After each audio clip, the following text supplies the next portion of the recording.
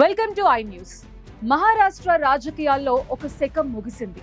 అజిత్ పవార్ ఆకస్మిక మరణం యావత్ దేశాన్ని దిగ్భ్రాంతికి గురిచేసింది. అయితే ఆయన భౌతికంగా మన మధ్య లేకపోయినా ఆయన చివరిగా కోరుకున్న ఒక మహా సంకల్పం ఇప్పుడు వెలుగులోకి వస్తోంది.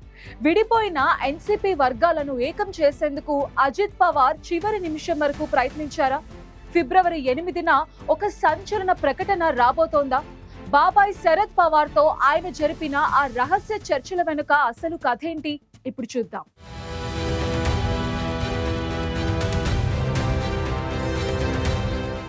మహారాష్ట్ర రాజకీయ ఉద్దండుడు అజిత్ పవార్ అకాల మరణంతో ఆ రాష్ట్ర రాజకీయాలు ఒక్కసారిగా స్తంభించిపోయాయి. అయితే ఆయన మృతికి కొన్ని రోజుల ముందే ఎన్సీపీలోని 2 వర్గాల విలీన ప్రక్రియ ఒక కొలిక్కి వచ్చినట్టు సంచలన వార్తలు బయటకు వస్తున్నాయి.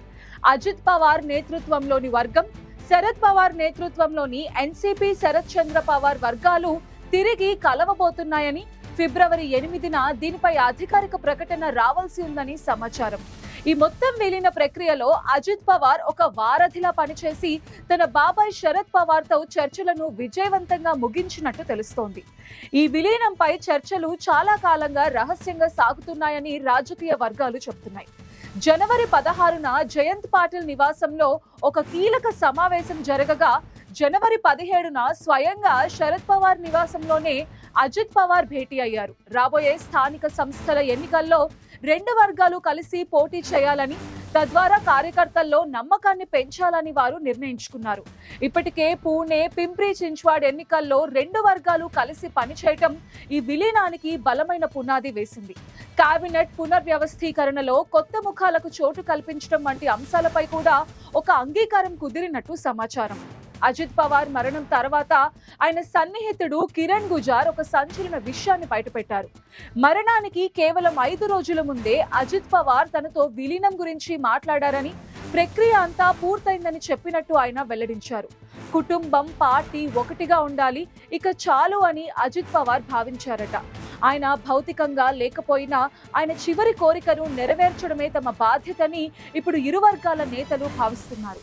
అందుకే అజిత్ పవార్ మరణం తర్వాత కూడా విలీన ప్రక్రియ ఆగిపోలేదని, ఫిబ్రవరి 2వ వారంలోనే దీనిపై ఒక స్పష్టత వచ్చే అవకాశం ఉందని తెలుస్తోంది.